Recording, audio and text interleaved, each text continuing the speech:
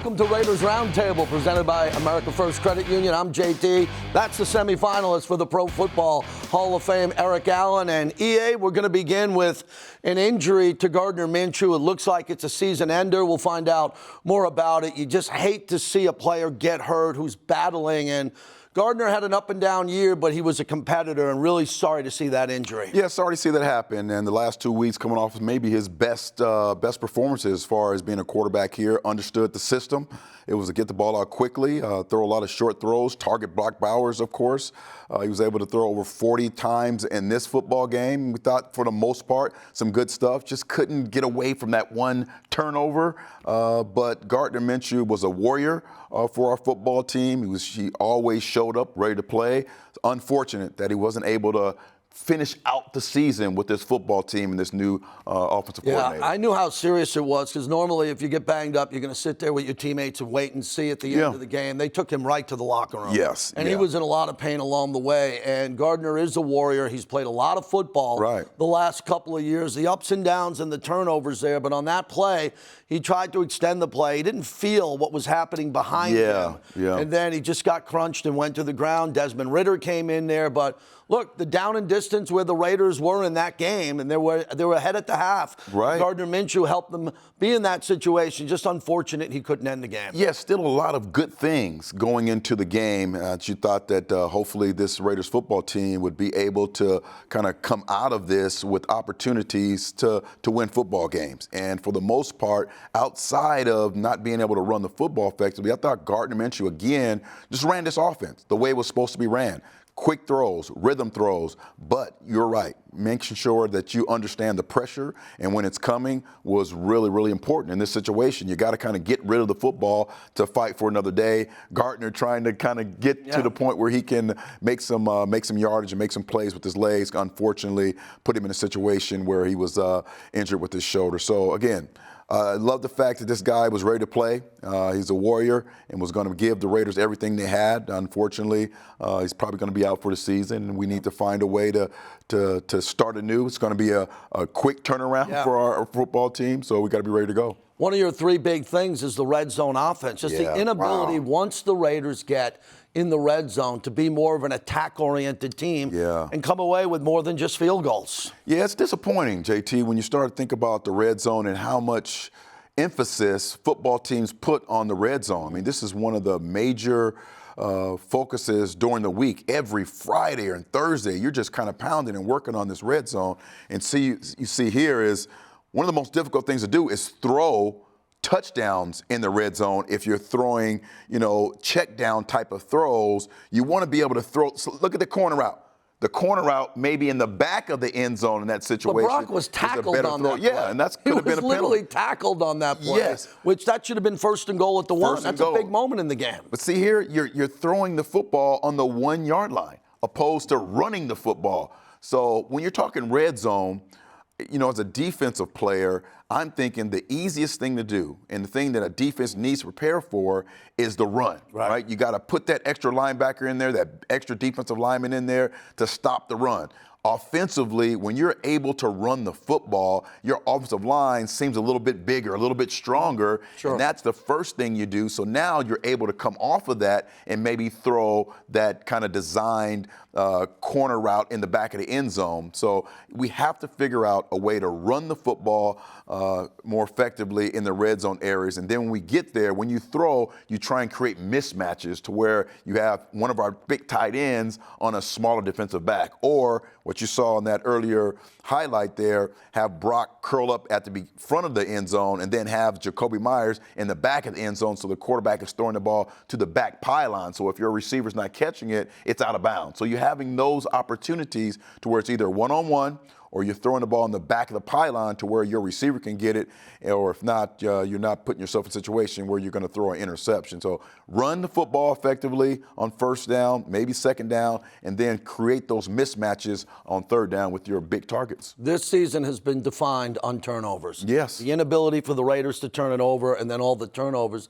they've had. And once again, they lose the turnover battle to a Denver team with Bo Nix, who protected the football, and they were able to get a couple of turnovers. Yeah, this football team right right now is just not good enough, JT, to be able to live with turnovers and then live without turnovers. Last year at the end of the season, one of the things that really popped off for our Raiders football team was our ability to get the turnovers, either fumbles or interceptions. But this here, I understand he's wide open right there. And maybe Gardner was not able to follow through because the lineman was able to kind of get his hand up. But that's another situation to where it's open. It's an opportunity there for the Raiders to continue to drive and keep the football. And we were never able to recover from that interception. They went on and were able to score in that situation. And now you have Desmond Ridder coming in a part of a football game that the speed of the game is really at its highest point. It's, impactful moments in a football game. His clock, his speed thermometer is not ready right now. So he's really in a situation where it's very difficult for a young quarterback to come in that part of the football game and have that kind of speed ready to go. So right now, just Raiders really falling way short, last in turnover differential in this league right now. That's just not good enough for all of our young players to play right now. What you saw in the video, again, is a pattern this year on a lot of the interceptions or the strip sacks. The offensive line's getting bull rushed and thrown into the quarterback. And the offensive line, who I think's playing a little bit better the last couple of weeks, still on third down or some of these big plays, they can't sustain the hold. And they're getting pushed into our quarterbacks there. And you saw that with Gardner there. That's got to get cleaned up. You got to be better holding off the defensive edge rushers who are coming in and just pinning their ears back at the end of these games. Yeah, JT, in that situation, it's really difficult because you've been going 3.5 quarters with Gardner Minshew, and you're thinking, hey, if I hold my guy for 3 seconds, I know Gardner's going to escape right. So I understand, hey, I hold, and then release. I know Gardner's going to be outside on the edge trying to create with his legs. Now we get a new quarterback who's not trying to escape. He's going to sit in the pocket. So now it's a situation where I'm holding for 3 quarters, and now a situation where our quarterback is not going to escape outside the pocket. So you have a different quarterback when his clock is a little bit different. So that puts a lot of pressure on you, on the offensive lineman, kind of understanding what should I do in this situation when I have a new quarterback. So hopefully those things are cleaned up this week when we go into the football game with a new quarterback. When we come back, we'll talk to Rich Gannon about the quarterback play on both sides of the ball and what the Raiders need to do as they get set for a Black Friday game at Kansas City. Raiders Roundtable is brought to you by America First Credit Union, the official credit union of the Las Vegas Raiders.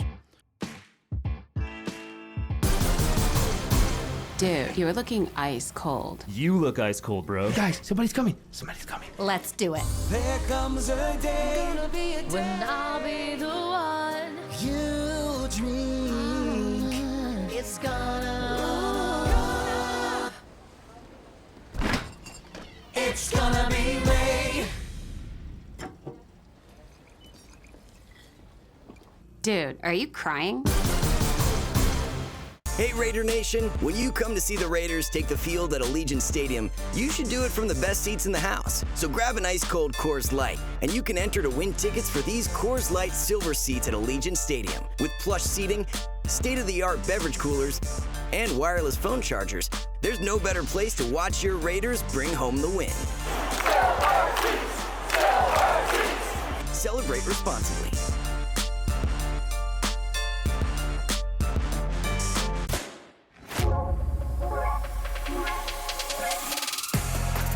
It's in our very nature to find exhilaration in the new, to seek the excitement of the unexpected, an endless yearning to experience what lies beyond the everyday.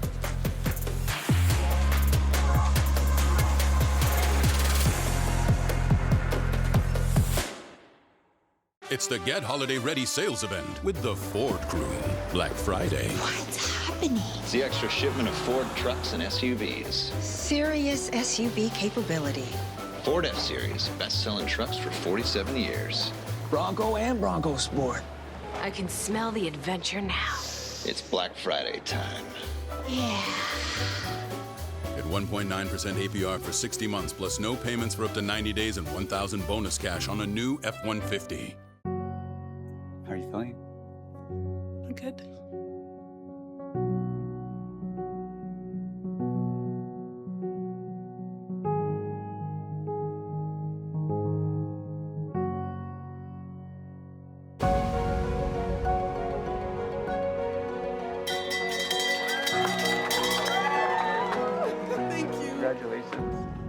you so much.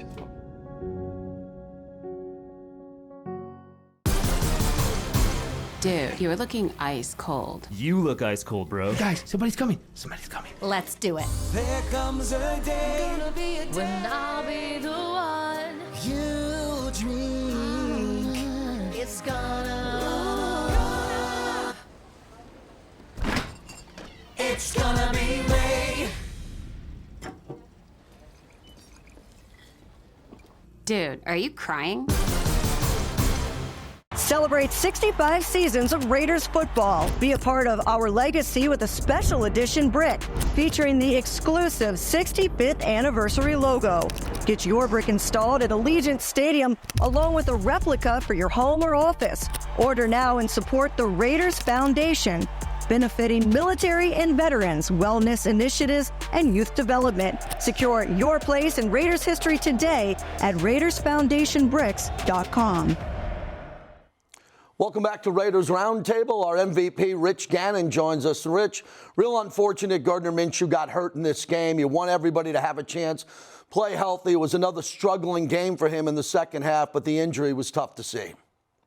It really is. I mean, look, everyone's disappointed about the season, the record, but, guys are out there. Max said as much after the game. Guys are out there working hard. Guys coming into the building. They're doing everything they can to try and get better at the craft, and it's frustrating. It's been a frustrating season. I really felt yesterday, I watched that game from start to finish. I really felt like the effort and the energy and the passion was there. I mean, this was a 13-9 game at the half. I mean, even into the third quarter, the Raiders had a really good chance of winning this football game, and this got away from them in the fourth quarter. I think we've seen so many games like this, guys, this year where the Raiders play well for three quarters and then they have a couple things go against them in the fourth quarter. It's a turnover. It's a big play they give up defensively, not getting off the field. It's frustrating. There's this disturbing trend right now that this is a team that has not finished well late in games. Yeah, you could tell Scott Turner wanted Gardner throwing the ball quick, the timing, the offense. Last week, over 30 throws. This week for Gardner, 42 throws. So you tell your offense that, hey, you want a quick strike and you want your quarterback to be able to make quick decisions. What do you think about Gardner and how he was able to perform? He's a smart guy, EA. He's been around. I think he understands game plans. I think he understands defensive football. I think he understands what the issues are around him, right? Let's just be honest. They're not a team that has been able to run the football this year. So that it's like going out there playing with your one hand behind your back every week. At times they've been very inconsistent up front, whether it's pass protection, whether it's been run blocking. And I think when you look at just the overall personnel, the strength of that team right now is without question is the tight end position. So Jacoby Myers, I felt like really stepped up his game yesterday. He had a big game, of course, 10 for $121. But I just think that right now, they're trying to manufacture offense, and that's hard to do. And that's by the way, the Broncos are pretty much a top 5 defense in just about every major statistical category. It's not like you were out there against, a bad defense. So they make you earn it. They don't give a lot of explosives. They're very good situationally. And, I thought for the most part, Gardner did some good things. When you study him, and this goes back to his days in college and his early days in Jacksonville and in Indianapolis, he's got a tendency to leave the pocket to his right. He's got a tendency to flush and leave early and not set his feet. He misses too many throws because of his feet. And, he's not the biggest guy. We talked about this. Push up inside affects him. And the easy thing for him to do is to get out to his right. Defenses know that. You see him push him to the pot, push him to the right. And he throws a lot of balls away when he's moving to his right. So, it's just been a frustrating year for everybody. But, I felt bad yesterday because, it's a divisional game. It's the Broncos. They're riding high with this young quarterback. And I really felt like that was one we let slip away. Rich, what really troubles me is the checkdowns for a team that has a record like the Raiders had and the inability to throw it in the end zone, in the red zone, attacking the end zone, not underneath. I just can't believe how many checkdowns there are often. I understand there's bracket coverage, there's 2 safeties over the top, but you got guys who can fight for the football, and you give them a chance downfield. They just can't attack downfield, and then once they get inside the 20, it seems like everything is underneath, hoping someone gets into the end zone instead of a fade, instead of a crossing route, giving someone a 50-50 ball. What are you seeing? Yeah, you got to use the personnel, whether it's, putting Brock Bowers outside and trying to get a matchup on a safety, whether it's Jacoby Myers using his length and his height and his leaping ability. I think you've got a smaller quarterback, though, guys, that is not as comfortable sitting in there and taking a 5-step drop and driving a ball into a seam or into, a post down in that part of the field. I think he's got a tendency to leave the pocket. I think, if you go back and you study the red zone cut-ups each week, I think there's some opportunities where, why did he leave the pocket? Why didn't he throw it there? Well, there's an opportunity. So I don't think it's all on the quarterback. I don't think it's all on the play call. I think it's a combination of factors. You also have some smaller receivers. You got Trent Tucker's not the biggest guy, so you want him running jump balls and go and fade routes in that part of the field. So, and the other thing is if you think about this, good red zone teams have the ability to run the ball in that part of the field. And that's something the Raiders have not done a good job of this year. Short yardage and goal line has been their Achilles heel down in that part of the field. Yeah, you made a comment earlier about manufacturing offense. I thought that was a good comment. And when you're talking about that, bouncing back from a week where you targeted your tight end 16 times, they're going to kind of shut him down. Talk to us a little bit about what you saw with Jacoby Myers, who I thought had a really big day. And, of course, Trey was also a player who made some plays yesterday. Yeah, you're right. I mean, when, you put that out there on film, I mean, they have coaches too now. You see, people get tired of seeing Brock Bowers gets 14, 15 targets each week. You know what I mean? And so what are they going to do? They're going to spend more effort to take him away. And I think we're starting to see that yesterday. Quiet day for him, just 4 catches for 38 yards. But I just think that's going to open up opportunities for others. I think Jacoby Myers was certainly the beneficiary of that yesterday when he had, 10 catches for 121 yards. So, other guys have to step up. And I think, that's the beauty of having 2 really good tight ends and using that personnel, that 12 personnel more, almost half the time where, you get some opportunities on the outside lanes because of the fact that so many people are paying attention to the tight end position, particularly Brock Bowers. Rich, I think our audience would love your analysis on Bo Nix. He's better than I thought. The first couple of games, he really struggled, and there was heat coming down on Sean Payton about what's the deal. They ran Russell Wilson out of town, and then they put this kid in, and he struggles the first couple of games. What a rhythm he had yesterday. He throws a good deep ball. He stands in the pocket, and he can run, and he keeps his head upfield when he's throwing on the run. Well, the one thing I know about Sean Payton, JT, is he's not asleep at the wheel. He knew that over the course of the next couple of years that Bo Nix was a major upgrade over Russell Wilson. And that's saying something because, you look at Russell Wilson's playing days in Seattle, he basically was having a Hall of Fame career and, of course, got sidetracked a little bit in Denver. And the good news for him is he's kind of resurrected his career a little bit here in Pittsburgh. We'll see how it finishes out. But Bo Nix has been – look, he's the one quarterback, he and Jaden Daniels, that I really like coming out in this draft. You study Bo Nix. He was basically a 5-year starter. He started more college games than any quarterback in the history of the NCAA. He was a starter at Auburn for 2 years. He went to Oregon and had success there. And his dad was a great high school coach. And so this guy grew up around the game, smart player. He's thrown 20 touchdowns and 2 picks in his last 10 starts. And, he doesn't look like a rookie. He doesn't play like a rookie. I think he's very mature for that position. I think Sean Payton has found the guy that he can build an organization around. When I look at that, it really bothers me. He was a 12th pick in the first round, and you say to yourself, was there an opportunity for other teams to maybe jump up and get him? If you did your homework on him, he's a really good player. He's going to be a good player in this league for a long time. Yeah, I think he did some good things yesterday. Also, on the defensive side of the ball, our young player, Tyree Wilson, also did some good things. He's starting to pop, had a sack. Couple tackles were lost. You can see the energy. You can see that improvement from him. Talk to us a little bit about what you saw from number 9. Yeah, I agree. I think you're starting to see him. You're starting to see more splash plays from him. You're starting to see him around the ball a lot more, which is a positive. I think you're seeing more instinctual play out of him. I think he's playing faster. I think the game is slowing down for him when you watch him play. I think he's developing a few more moves and I just think that he's getting a better – he's a guy that when he came out, you just knew it. He needed reps. He needed to play. Obviously, the injuries early on hampered his development. But I think he's healthy right now. I think he's cutting it loose. I think he's certainly benefiting from practicing alongside Max Crosby every week. And just, look, you can't help but sit in that defensive meeting room and watch Max Crosby play. And just watch it. You watch his energy, his effort, his enthusiasm, his passion for the game, and his speed of play. Like, that's the one thing. When you put the tape on, you watch the speed of play. I think that eventually rubs off on others. And if you want to be a great player in this league, all you need to do is watch the guy that lines up a couple spots down the defensive line. Hey, Rich, finally, how about this guy next to me, semifinalist for the Pro Football Hall of Fame? He was a finalist last year. We're all feeling good about EA at Silver and Black Productions. What do you think? I am so excited for our guy, our teammate, and not just for the player that he was, which is obviously a Hall of Fame caliber player, but the person he was, the teammate he was, the leader he was in the locker room and in that organization, and really in every organization that Eric had the ability to play for. And everywhere he played, he left his mark. I'm back here in the Philadelphia area right now. People love Eric Allen, of course, in the Bay Area.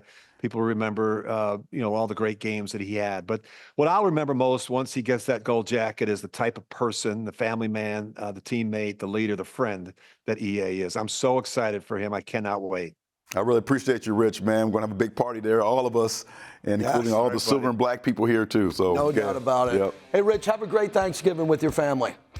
You guys are the best. Talk to you next week. There he is, the great Rich Gannon. When we come back on Raiders Roundtable, we'll go into the scrum, hear what the players said in the locker room after the game. Keep it right here.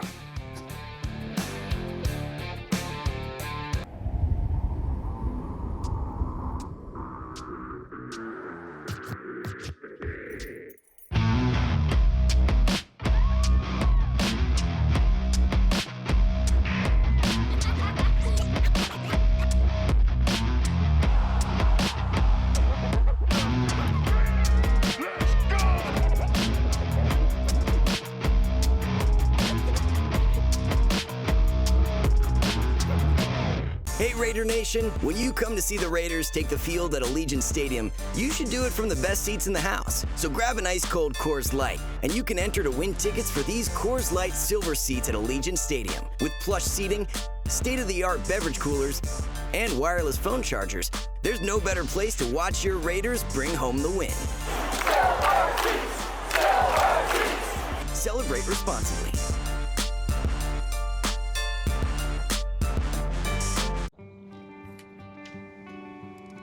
In 300 feet, turn left. With Cox's fiber-powered internet, you can do brilliant things. Exit approaching. Like upload your voice to Dad's GPS in no time flat. And I miss you, Daddy. Happy birthday. Get multi-gig download speeds powered by fiber. Upgrade your internet today with Cox, the nation's fastest internet provider. Limited availability in select areas.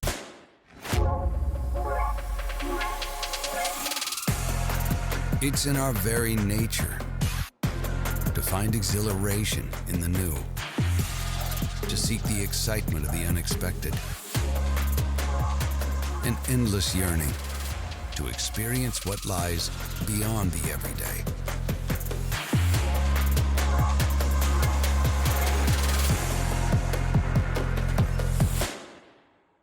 It's the Get Holiday Ready sales event with the Ford Crew.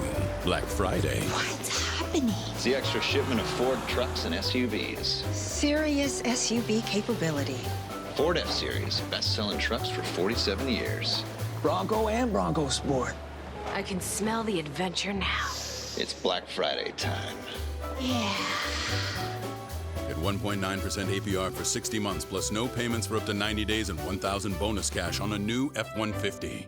Hey Raider Nation, when you come to see the Raiders take the field at Allegiant Stadium, you should do it from the best seats in the house. So grab an ice-cold Coors Light, and you can enter to win tickets for these Coors Light Silver seats at Allegiant Stadium. With plush seating, state-of-the-art beverage coolers, and wireless phone chargers, there's no better place to watch your Raiders bring home the win. Celebrate responsibly.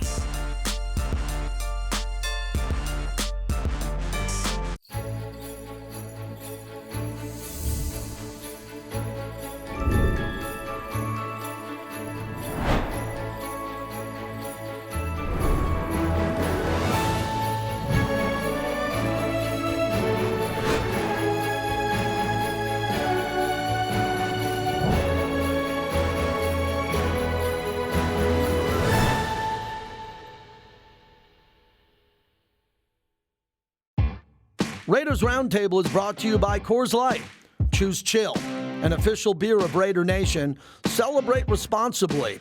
2024, Coors Brewing Company, Golden, Colorado. America First Credit Union, the official credit union of the Las Vegas Raiders. Welcome back to Raiders Roundtable. As EA just told me, we got a lot of shows left. Yes. A lot of football left. Yes, lots. That's our lineup here. Wednesday, the rundown with Lincoln and Levi. Game day, always after the game. What a job Amber Theo Harris does with the Silver and Black show. As we get you ready on a unique week, we kind of like the schedule this week. It'll be tough for the players as they will have their Thanksgiving, part of it in Kansas City, but we'll move around the schedule, and everybody have a great Thanksgiving holiday with your family. So as we take a look after this game at some of the performances in the locker room, in the home locker room, Amir Abdullah, who had a big game, here's what he had to say.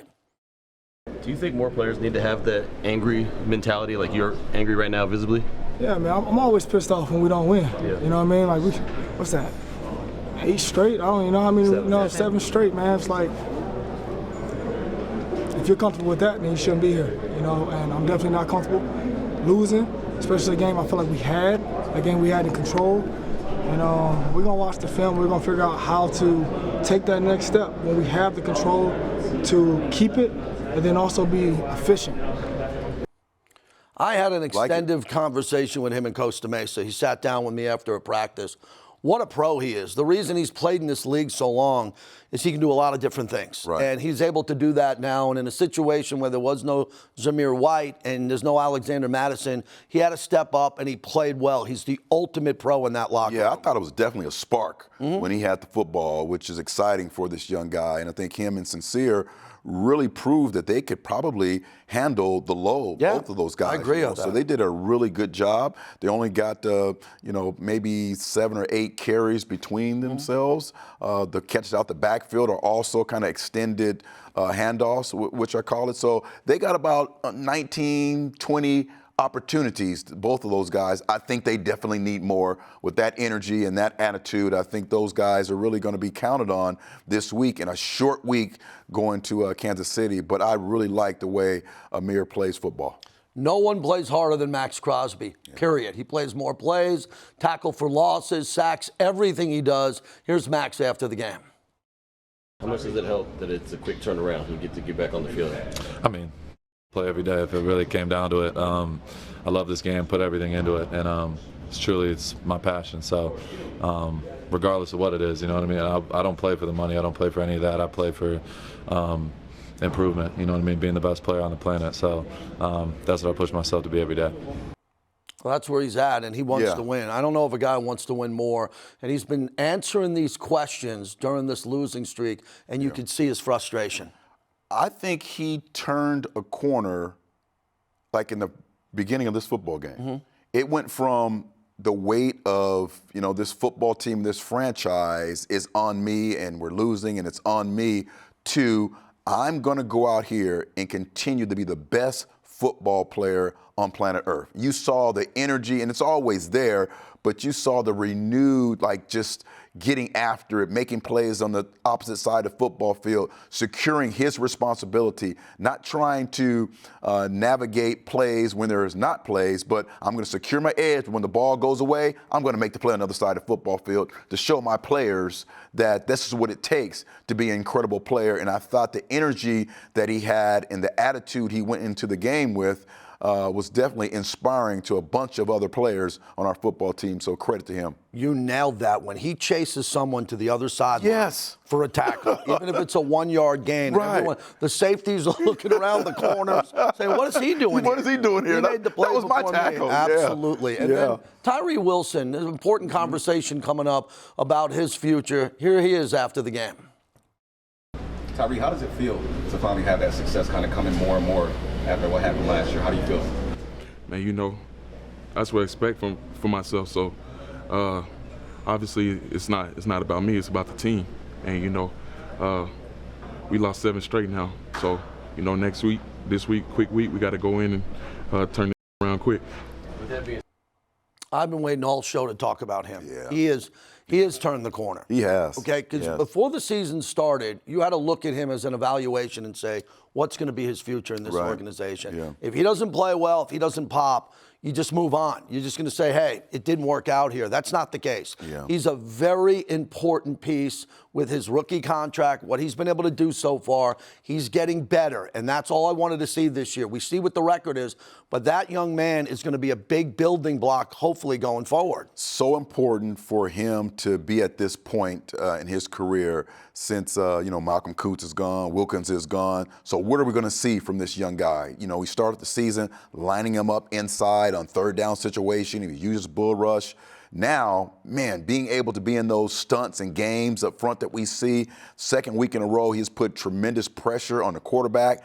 Back-to-back sacks, tackles for losses. You see the energy, you see the enjoyment, all those things that we expected for him to kind of see Max and have those characteristics rub off. They are rubbing off, just like his get off, like the way he's approaching football right now. Understands it's about team, but knows that he needs to continue to take those steps necessary to make sure he's a pivotal part, an important piece of this Raiders defense. Just love it. Had the opportunity to talk to him yesterday after the game, and he understands that we're in a difficult spot right now, losing 7 in a row, but he understands that he is making strides and becoming a really good football player. The two biggest games of the season, every season, is at Kansas City and home against Kansas City. Yeah. Raiders have the opportunity on national television to go into Kansas City and do what they did last year and get a win. Yeah. I think that's going to inspire them. It has to inspire them. We're not talking about the draft on this show or the future. We're talking about individual games and previewing them. This is the biggest game of the year because everybody's watching, and Kansas City barely got by Carolina. Yeah. They're struggling. Even though they're 10-1, they are a struggling football team. You don't see the big explosive shots downfield. We see a situationally based football team that when you give them an opportunity to win the game, now they're going to win the game. But you have to find ways to take them out of it. You got to find ways not making it a close football game. So, yes, we're going to go back to those fundamentals. Turnover football. We can't turn the football over. We have to respond in adversity. We have to be able to get in those third down situations and get off the football field where we're winning time of possession. This is a winnable game. It's a short week, and that may be a good thing for us so we can just focus and concentrate on ourselves and the Kansas City Chiefs on Black Friday. Put your hands on Kelsey. That's right. Guard Kelsey. I should have a T-shirt made this physical game with Travis Kelsey. So we're excited. The Raiders are struggling now. They got an opportunity to do something great to wrap up this portion of the schedule before the end of the schedule here. For everyone at Silver and Black Productions, we wish you a great Thanksgiving. Thank you for watching Raiders Roundtable.